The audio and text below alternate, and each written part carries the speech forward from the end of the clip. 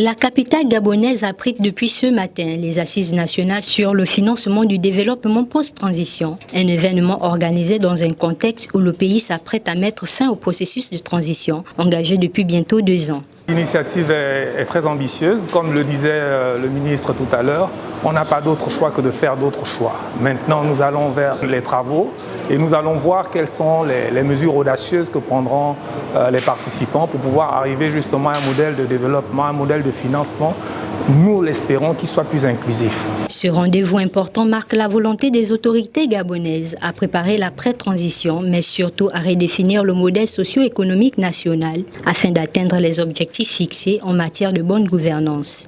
Nous avons attendu, en tant qu'organisateur d'un salon international qui traite de la question du secteur informel, nous avons souhaité que le secteur informel, qui représente près de 90% des actifs en Afrique subsaharienne, soit pris en compte, particulièrement dans un panel exclusivement dédié au secteur informel.